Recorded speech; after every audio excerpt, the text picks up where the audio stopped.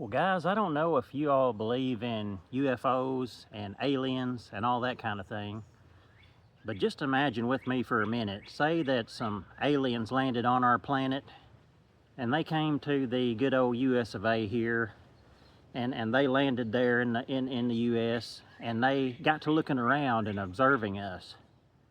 And they wanted to record our characteristics, our behaviors, and our philosophies, and the way we generally go about our daily lives. I think maybe they would write down, these are well-regulated people, a people of a calm nature, not materialistic. Their lives are very balanced. They are at harmony with nature and themselves. They live simply and contentedly, only desiring what is enough and no more.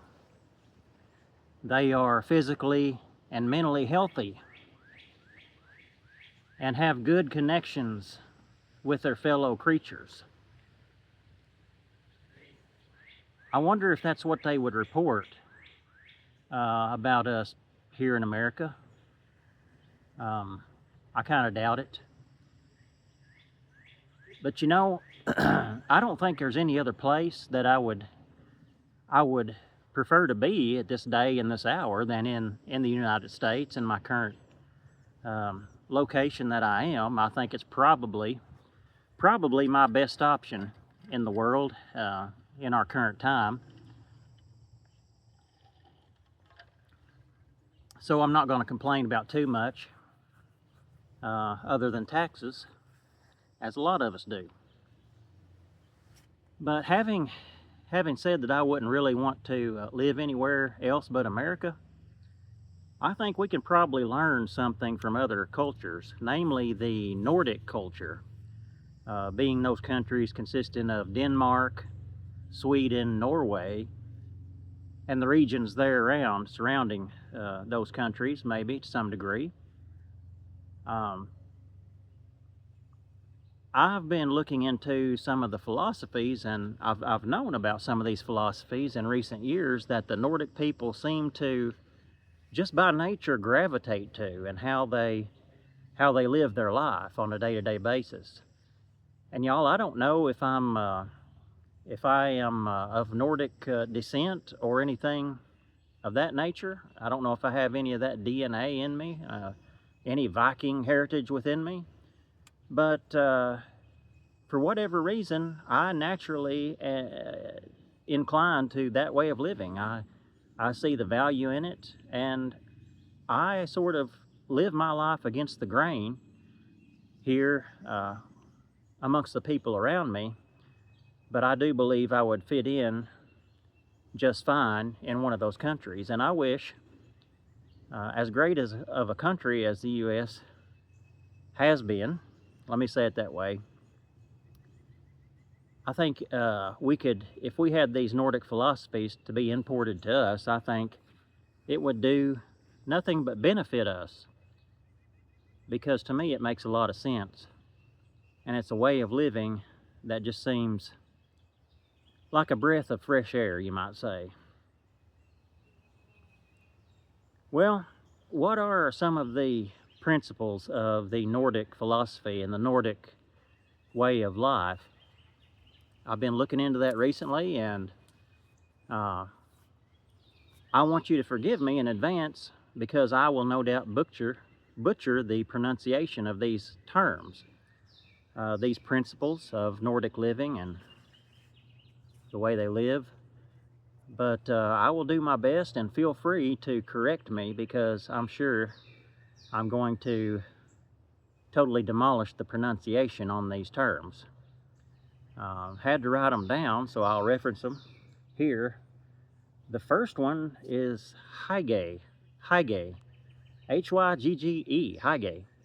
It's a feeling of cozy contentment in life, and it's intentionally sought out.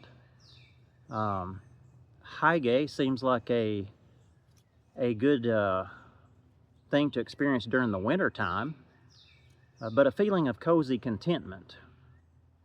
Uh, reading, uh, reading a book on a winter's evening by the lights of a Christmas tree, you know, under the covers and under the blankets, and falling asleep with a good book on your chest, listening to the clock tick on the wall on a winter's evening, hygge, sitting on a winter's afternoon, just watching the snow fall outside with a comfortable sweater or soft blanket over you, sipping a cup of coffee or hot chocolate, hygge.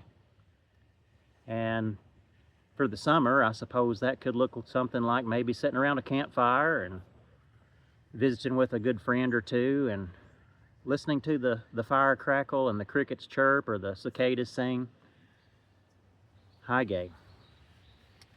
An enjoyable, cozy contentment in life that these people seek out and experience to try to improve the quality of their life. The next one, lagom. Lagom. Lagom. It means apparently just enough. Just enough.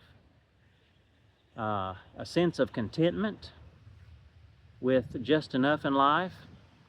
I think so many of us here in the U.S., we want to accumulate work hours, toys, possessions, different things like that. But not so apparently with most of the Nordic peoples. They are content just to be warm, watered, and fed in life and have just enough for a life that is sustainable and enjoyable to them. It's a sense of contentment with having just enough.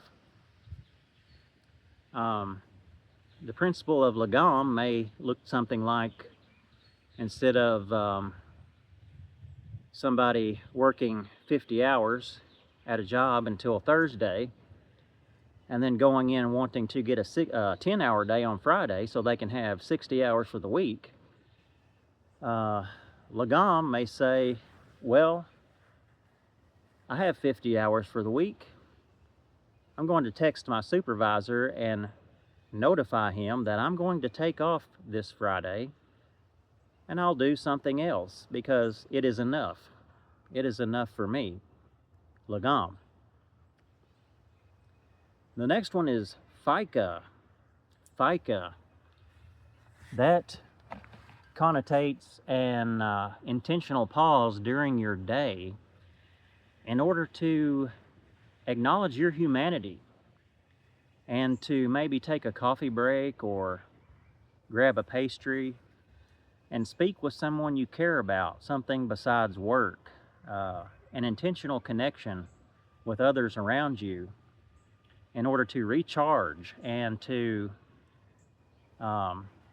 be able to refresh yourself during the day and have a meaningful interaction during your day other than just working. FICA.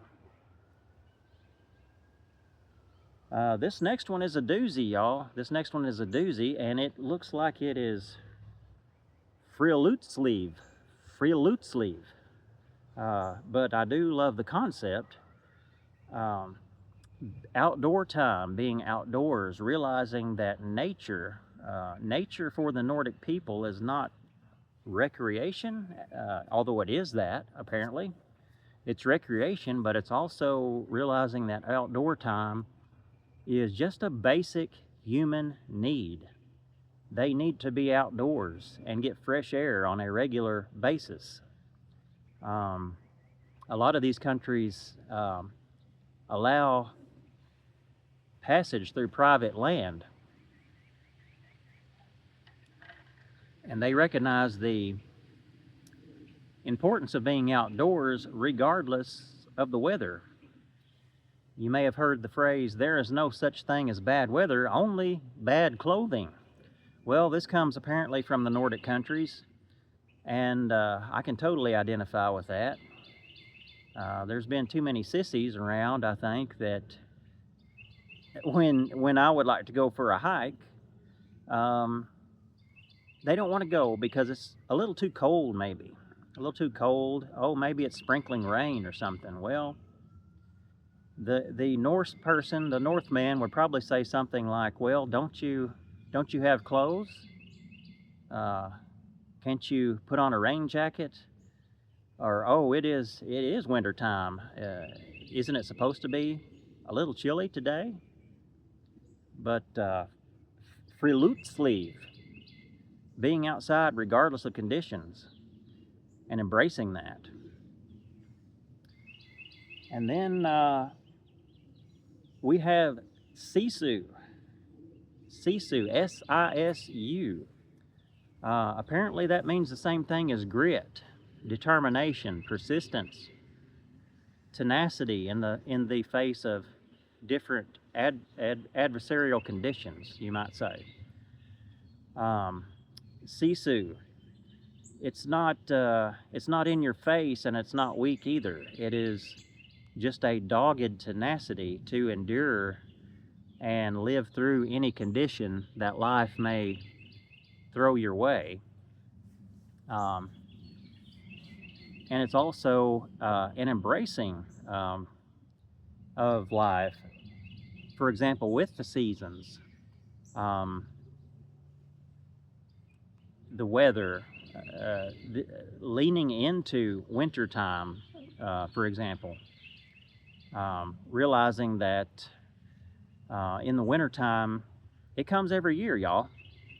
A lot of people don't like winter, but if you live at a certain latitude above the equator, north or south, you will experience winter.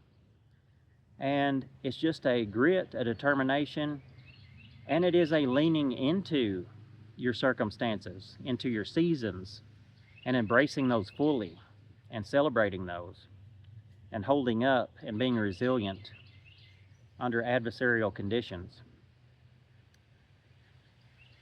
But these are some ways that I would like to be able to live my life, and I think I do. I realize there's more to life than accumulating possessions, accumulating things. I definitely believe in a balance and enjoying nature and being content with just enough. I don't know if any of my viewers are that way as well. Works for me. Well, I am going to sit down here on my deck today on the Sunday afternoon and enjoy a little bit of, I don't know which principle it is, y'all. Hygge, maybe? Just embrace this time and this season of rest, and we'll see you next time.